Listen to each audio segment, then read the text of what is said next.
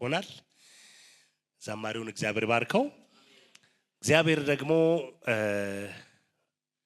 አላለቀም አለ ሌላ ክብር ዛሬ ለእያንዳንዳችን እግዚአብሔር የሚመግበን በእኔ ውስጥ አንድ የከበረ ቃል ደግሞ ሌላ እግዚአብሔር አዘጋጅቷል ለሁላችሁም እግዚአብሔር የሚናገር በውስጥ የሚመላለስ። ከዛ በፊት ግን አንድ ቃል ሁልጊዜ ሲወጣ የሚጋፉ ቃሎች አሉና አንድም እንዳይቀርባችሁ ይህን ቃል አውጃለሁ። ዛሬ እስከ ዛሬ ስትጮሁ የነበራችሁበት የጨዋታችሁ ድምፅ ይሰማል። ሃሌሉያ። መጽሐፍ ሲናገር ዘጸአት ምዕራፍ 2 ቁጥር 23 ላይ እስራኤል ከባርነት ቀንበር የተነሳ ጮሁ ይላል። እግዚአብሔርም የጨዋታቸውን ድምፅ ሰማ ይላል። ከምን የተነሳ?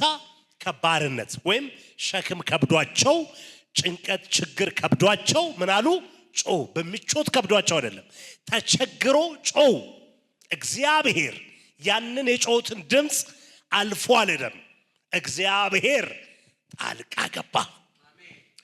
ጣልቃ ገባ። ጩኸት ነው። የጻድቃንን ጩኸት፣ የአማኞችን ጩኸት፣ ጌታን የሚጠብቁትን ጩኸት፣ በተለይ ዳግም የተወለደን ሰዎች እውነቴን እምላችሁ እንኳን እኛ የአሕዛቦችን ጩኸት እንኳን የሚሰማ አምላክ እግዚአብሔር በቤቱ ለሱ ክብር መንግስቱን እየተጠባበቃችሁ ለምትኖሩ ለእናንተ እግዚአብሔር መልስ አለው። ለእስራኤል እግዚአብሔር በኪዳን ነው ያወጣቸው ወደዛ ምድር፣ በኪዳን ነው የሚያኖራቸው። ስለዚህ ጫና በዛ። የማን? የንጉሱ ጫና በዛ። ዘጸአት ምዕራፍ 2 ቁጥር 23 ላይ ያ ጫና ሲበዛ መውጫ መንገድ ሁሉ ሲጠብባቸው መልቀስ ጀመሩ፣ መጮህ ጀመሩ። እግዚአብሔር ጩኸታቸውን ሰማ፣ ድምፁን ሰማ። ከዛስ አቤት ባርነትን ቀንበር ካላቸው ለሰበረ እግዚአብሔር ሰምቶ ዝም ብሎ አይድም። ተጽዕኖ እያደረገ ላይ ከበደውን ነገር ዛሬ ይጥለዋል። ሌላ ደግሞ ኤርምያስ ምዕራፍ 33 ላይ እግዚአብሔር ቃል ሲናገር በግዞት ቤት ሆኖ ኤርምያስን ወደ እኔ ጩህ ያለው። የት ቤት ሆኖ የነበረው? ወይን ቤት። ጩህ አለው። ወደ እኔ ምን በል? ጩህ። እኔ አንተ ማታውቀውን ኃይለኛና ታላቅ ነገርን አሳያለሁ። ጩህ። እግዚአብሔር መድረቅ አቅቶት አይደለም ጩህ የሚለው፣ መስራት አቅቶ አይደለም ጩህ የሚለው። ስትጮህ ግን ሌላ ክብር አለ። ሃሌሉያ። እግዚአብሔር መድረቅ አቅቶት አይደለም፣ ያደርገዋል። ወገኖች ሆይ ዛሬ እንጮሃለን ወደ እግዚአብሔር። መልስ ይሰጣናል። እስኪ መልስ ይሰጣል በሉ። እስኪ መልስ ይሰጣል በሉ። ትዝላችኋል ጩኸት ምን ያክል መልስ እንዳለው? መልስ አለው። እና ሕልቃና ቤት የሆነው እና ሐናም ቤት የሆነው ይሄ ነበረ። መልስ ለማግኘት ሁሌም በእግዚአብሔር ፊት መጮህ፣ መለመን፣ መጸለይ መጣ። እግዚአብሔር እየተራመደ ሰለቸችን? አልሰለቸችም። አላቋርጥም። ልማናችሁን አታቋርጡ፣ ጩኸታችሁን አታቋርጡ፣ እግዚአብሔርን መጠየቅ አታቋርጡ። እግዚአብሔር መልስ ይሰጣችኋል። አንድ ቃል ላንብብ። ሁላችሁ የምታውቁት ቃል ነው። ያም ሰው በሴሎ ይሰግድ ዘንድ ለሰራዊት ጌታ ለእግዚአብሔር ይሰዋ ዘንድ ከከተማ በየዓመቱ ይወጣ ነበር። የእግዚአብሔርም ካህናት ሁለቱም የኤሊ ልጆች አፍናንና ፊንሐስ በዛ ነበሩ። ሕልቃና የሚሰውበት ቀን በደረሰ ጊዜ ለሚስቱ ለፍናና ለወንዶቹና ለሴቶች ልጆቿ ሁሉ እድል ፋንታቸውን ሰጣቸው። ሐናን ይወድድ ነበርና ለሐና 2 እጥፍ እድል ፋንታ ሰጣት። እግዚአብሔር ግን ማይጻኗን ዘግቶ ነበር ይላል። እግዚአብሔር ከዘጋ ማንም አይከፍትም። እግዚአብሔር ከዘጋ ማንም አይከፍትም። ዘግቶ ነበር ይላል። እግዚአብሔር ማይጻኗን ዘግቶ ነበርና ጣውንቷ ታስቆጣት ታበሳጫትም ነበር ይላል። በየዓመቱ እንዲህ ባደረገ ጊዜ እርሷም ወደ እግዚአብሔር በምትወጣበት ጊዜ ታበሳጫት ነበር። ሐናም ታለቅስ ነበር፣ አንዳችም አትቀምስም ነበር። ብሶት የበዛው መራራ ነገር የበዛው ክብር ይዞ ሊመጣል። ጨለማ የሆነው ብርሃን ሊመጣል። መከራ የሆነው ወገኖች በክብር እንድትገለጡ ነው። ስለዚህ ሐናን ፍናና ማበሳጫት ብቻ ሳይሆን ታበሳጭ፣ ታስጨንቃት፣ ነፃነቷን ስትወስድ በጣም በመከራ ትፈተን ነበር። ግን የሆነ ቀን ተዘጋጅቶላታል። የጨዋቷ የልማናዋ መልስ እግዚአብሔር እንደሚሰጣት ታምን ነበር። ሃሌሉያ! እግዚአብሔር መልስ አለው በሉስ። ባሏ ምልቃና ሐና ሆይ ለምን ታለቅሻለሽ? ለምንስ አትቀምሽም? ለምንስ ልብሽ ያዝንብሻል? እኔስ ከ10 ልጆች አልሻለሽምን እላት ነበር። አልሻለሽምን አላት። በሴሎም ከበሉና ከጠጡ በኋላ ሐና ተነሳች። ካህኑም ኤሊ በእግዚአብሔር መቅደስ መቃን አጠገብ በመንበሩ ላይ ተቀምጦ ነበር። እርሷም በልቧ ትማረር ነበር። በእግዚአብሔር ፊት ጸለች፣ ጽኑም ለቅሶ አለቀሰች። እርሷም አቤቱ የሰራዊት ጌታ እግዚአብሔር ሆይ የባሪያዬ ውርደት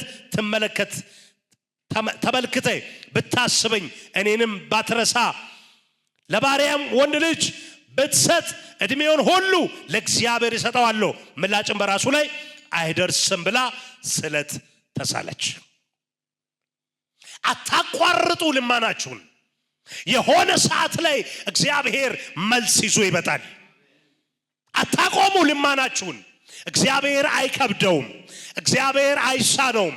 እግዚአብሔር ለእናንተ መልስ ይዞ ይመጣል። እስኪ መልስ አለው በሉ እስኪ ባካችሁ። እስኪ ለኔ ጥያቄ መልስ አለው በሉ እስኪ። ባጭሩ ሕልቃና ምንም እህል ቢሰጥ፣ በሬ ቢሰጥ፣ ሰንጋ ቢሰጣት መልስ ሊሰጣት አይችልም። መልስ የሚሰጥ የሰራዊት ጌታ እግዚአብሔር ነው። ወገኖች ሆይ ለካ እግዚአብሔር የሚመልሰው መልስ ማንም አይመልስም። ሕልቃና በጣም ደግ ሰው ነው። ኤፍሬማዊ ነው ይላል። መልካም ሰው እንደሆነ ለሷ ጥሩ ሰው እንደሆነ ይናገራል መጽሐፍ። ነገር ግን መልስ ሊሰጥ የተዘጋውን ሊከፍት ግን አልቻለም። የሚከፍት እግዚአብሔር መጣ። ሃሌሉያ! በጣም ደግ መልካም የሚያደርጉላችሁ ሰዎች የእናንተን ኑሮ የእናንተን ህይወት መቀየር አይችሉም። ምንም ቢወዷችሁ፣ እግዚአብሔር ግን ሙሉ ነገራችሁን መቀየር ይችላል። እግዚአብሔር በሳሙኤል እግዚአብሔር በኤሊ ፊት ያ የለመነችበት ጩኸት፣ ያ ያለቀሰችበት ጸሎት ተሰምቶ መልስ ይዛ መጣች በሴሎ። ሃሌሉያ! እግዚአብሔርን ማመስገን ጀመረች። ሕፃኑን ይዛ መጣች። በየዓመቱ ለመስዋዕት ሲመጣ በባዶ እጇ አይደለም ልጅ ይዛ ነው የመጣችው። እንደ ድሮ ሰውቶ ለማይደለም አሁን የመጡት አሁን ለክብር ነው። እኔ አለች ሕልቃናው እንኳን ሲሄድ እኔ አልሄድም አለች። አሁን ሜዳው ልጅ ያድጎ ጡትቶ እኔ ይጂው ነው ሜዳው አለች። ምስጋና አለኝ አለች። ዛሬ መልእክት አለኝ። በወፍራሙ ወደ እግዚአብሔር ትመጣላችሁ። ጥያቄያችሁን ሙሉ ተሸክማችሁ መልስ ተሸክማችሁ በእግዚአብሔር ፊት እልልታን ታቀርባላችሁ። የእልልታን መስዋዕት ታቀርባላችሁ። ሃሌሉያ! መመረጥ ወገኖች ሆይ እግዚአብሔር ከመረጠ እግዚአብሔር በእናንተ ላይ አጀንዳ ካለው ማንም አይከለክልም። እኔ እውነት ልንገራችሁ ምዕራፍ 1 ላይ ምዕራፍ 2 ላይም በዚህ አንደኛ ሳሙኤል ምዕራፍ 2 ምዕራፍ 1 አንዴ ከፋለ ምናምን ስትል ምዕራፍ 1 ላይም እግዚአብሔር ያን ጥያቄዋን ሲመልስ ምዕራፍ 3 ላይ ደግሞ ኤሊን ማነው እዛው ኤሊ ፊት ላይ እግዚአብሔር ሳሙኤልን ከፍ ሲያደርገው የእግዚአብሔር ፕሮግራም ረጅም ነው። በጣም የሚገርም ነው። ጥልቀቱ የማታውቁት ነው። አዲስ ነገር ነው። ምክንያቱም ሰው እንደዚህና እንደዚህ ግባ የሚለው አይደለም። እግዚአብሔር ልዩ ፕሮግራም አለው፣ ልዩ አጀንዳ አለው። ለካ ለዚህ ነው እንደ ያሰቃያት፣ ለዚህ ነው እንደ ተዋረደችው፣ ለዚህ ነው እንደ ተለካ ያለቀሰችው። ዛሬ አንድ ነገር ንገራችሁ። ለአመታት ያስለቀሳችሁን ነገር እግዚአብሔር ሙሉ መልስ በህይወታችሁ ላይ በመልስ ያጠግባችኋል። በመልስ ያጠግበሻል። በመልስ ያጠግባችኋል። ሃሌሉያ! መልእክት አለኝ። ነቀፋን የጠገባችሁ በእውነት ነው የምላችሁ። እያበሳጫችሁ ስላልወለዳችሁ ስላልተሳከላችሁ የተሳከላቸው ሰዎች ብዙ እያላችሁ በለቅሶና በእንባ ስራ ጋር ሄዳችሁ ቤተሰብ ዘንድ እየተጠላችሁ እየተገፋችሁ ያላችሁ ይህንን ፕሮግራም እየተከታተላችሁ ያላችሁ እግዚአብሔር ቤታችሁ ላይ እግዚአብሔር በሰፈራችሁ ላይ በልዩ መልስ በልዩ ደስታ እግዚአብሔር ያስገርማችኋል። ታስጨንቃት ታበሳጫት ነበር ሐና ለጥቂት ጊዜ ነው። እግዚአብሔር ሕልቃና እንኳን ከ7 ልጅ አልበልጥልሽም ወይ ብሎ ልትጽናና አልቻለችም። እግዚአብሔር ግን መጽናኛን ይዞ መጣ፣ መልስ ይዞ መጣ። እግዚአብሔር መልስ ይዞ ይመጣል። ትጽናኛለች። ሃሌሉያ! እስኪ እጽናናለሁ በሉ እስኪ። ሃሌሉያ! ነቀፌታዬን አለች በሰው መካከል ያስወግድልኝ ዘንድ ጌታ በተመለከተ በቶራት እንዲህ አድርጎልኛል አለች ኤልሳቤጥ። እነ ዘካርያስ ቤት እየተራመደ መጣ። ገብርኤል መጣ። ከዚህ በኋላ እንደ ዶሮ አይደለም። ከዚህ በኋላ ካህንነት እንደ ዶሮ አይደለም። አሁን ልዩ ጊዜ ነው።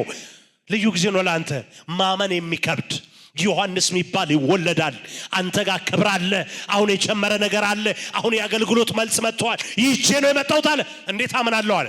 እንዴት ሊሆን ይችላል? ይሄ እኮ ከባድ ነው አለ። ይሄ ከባድ ነው። ለረጅም ጊዜ አይቻለሁ። ይሄ መልስ ሊሆን አይችልም። መልስ ነው። ብታምኑ ባታምኑ ዛሬ መልሳችሁ ነው። አቤት ቢያምን ባላምን ዛሬ ለኔ መልሴ ቀን ነው የሚል ሰው አሜን ይላል። በቃ ስጋችሁ ላምን ይችላል። ሁኔታው ላሳምን ይችላል። ያላችሁበት ሁኔታ ግራም ያጋባ ሊሆን ይችላል። እግዚአብሔር ግን መልስ ይሰጣችኋል። እስኪ እግዚአብሔር መልሴ ነው በሉ። እስኪ እንዲህ በሉ፣ እግዚአብሔር ለኔ መልስ ነው በሉ። መልስ ነው። ዳገት፣ ቁልቁለት፣ መከራ፣ ችግር፣ በሽታ፣ መርገም ያሰቃያችሁን ፋንታ ዛሬ በከፍታ ላይ ሆናችሁ እግዚአብሔር ጨዋታችሁን ስለሰማ እግዚአብሔር መልስ ስለሰጣ በጠላቶቻችሁ ፊት በኃይል ትቆማላችሁ፣ በኃይል ትራመዳላችሁ፣ በኃይል ትሄዳላችሁ። ሃሌሉያ! እንዲህ በሉ፣ ተለውጫለሁ በሉ። እስኪ ተቀይራለሁ በሉ። እስኪ ጠላቴ እንደሚለኝ አይደለም በሉ። እስኪ ሁኔታ እንደሚለኝ አይደለም በሉ። እስኪ እውነቴን ነው የምላችሁ። ሁኔታ ዛሬም ነገም ሁሌም ያስፈራራል አይደል? አትሻገርም ነው የሚለው እንጂ ትሻገራለህ ብሎ ያውቃል? እስኪ ሁላችሁም አንድ ነገር ልጠይቃችሁ። አንድ ቀን ተመችቷችሁ ጠላት ተመችቷል ብሎ ያውቃል? ያውቃል ወይ? ኧረ በጣም አማረቢ ብሎ ያውቃል? ያውቃል ወይ? ዘንጣችኋል ብሎ ያውቃል? ምን የለውማ ከየት አምጥቶ ይላል? እግዚአብሔር ወድቃችሁም ተነስታችኋል ይላል። ተቸግራችሁም አላችሁ እኔ ያለው ይላል። ሙሉ እንደሆናችሁ ያሳያችኋል። ምን እንደሆነ ታውቃላችሁ? ያ አዲስ ፍጥረት የሆነንበት ያ ውስጣችን የገባው አዲሱ ሰው በክርስቶስ የዳነንበት እውነት ይሄ አዲስ ለእግዚአብሔር መንግስት የታጨንበት ሃሌሉያ ሙሽራውን የምንጠብቅበት ሃሌሉያ ሙሉ ኃይል በእኛ ውስጥ አለ። መዝገብ አለ። እግዚአብሔር ለራሱ ክብር ያስቀመጠው መዝገብ አለ። ስለዚህ እኔ ተራ ሰው አይደለሁም በሉስ። እኔ ተራ ሰው አይደለሁም በሉስ። ሁኔታ እንደሚለኝ አይደለሁም በሉስ። ነገሮች እንደሚሉኝ አይደለም በሉስ። ሰፈሬ እንደሚለኝ አይደለም በሉስ። ጓደኞቼ እንደሚሉ አይደለሁም። የተነካው ሰው ነኝ። የተመረጥኩ ሰው ነኝ። ሃሌሉያ! መመረጥ ምንድን ነው? ዛሬ እንዲህ ብላችሁ ውጡ ከዚህ ቤት። እኔ ተመርጫለሁ በሉስ። ተመርጫለሁ በሉስ። መመረጥ ምንድን ነው ታውቃላችሁ? መመረጥ እኮ በጣም ብዙ ሰው እያለ እከሌና ብሎ ወይም ዕጣ ደርሶ ከዛ መካከል ምን መሆን መመረጥ አይደለ እንዴ? ሁሉ ይመረጣል እንዴ? አይመረጥም። ግን መመረጥ እንዲህ ነው። ከመሃል ትዝላችኋል ዮፍታሔን በመካከላችን አሉ ምን አለቃችን ሁን ብለው ምን አደረጉትላል? እውቅና ሰጡት። ምን ያደረጉትን? ያባረሩትን። ምን ያደረጉትን? አታስፈልግም ያሉት። ምን ያለ እቺ ብጣሽ መሬት አትወርስም ያሉት መሬት እኮ አትወርስም ብለው ማለት ነው። ከዛ ምናምንተ ሰዎችን ይዞ ተከተለ ያለ ሰውየው ለመሰላችሁ። እኔ እሱን ቦታ ሲያነብ ለካም ጀግናዎችን ይዞ ቢሄድ ጀግናዎችን ተጠቅሞ አሸንፎ ነው የወረሰው እንዳይባል ምናምንተ ተከተሉ ሄደ። ያው በምናምንተ አሸነፈ አይባልም። ስለዚህ ምናምንተ የሚለው ምንም ማምጣት የማይችሉ ሰዎች ማለት ነው። ምንም እኔ ትርጉምን አላገኘውም። ምናልባት ሌሎች በደንብ እንትን ካላችሁ ግን ይሄ ነው። ምክንያቱም ጀግና አይልማ መጽሐፍ እዛው ጽኑ ኃያል ሰው ይለዋል እኮ እሱ ነው ራሱ። ግን ጽኑ ኃያል ሰው ቢሆን ደግሞ በኃይሉ ይዋጋ ነበር። ግን ጽኑ ኃያል ሰው እንደሆነ ሳይሆን በቃ እንደ ደካማ ሰው ነው የተሰደደው። ግን በክብር ተፈለገ። ዛሬ መልእክት አለኝ። በክብር ትፈለጋላችሁ። በክብር ትፈለጋለች። በክብር ትፈለጋላችሁ። እስኪ እንዲህ በሉ፣ በክብር ይፈለጋለሁ በሉ።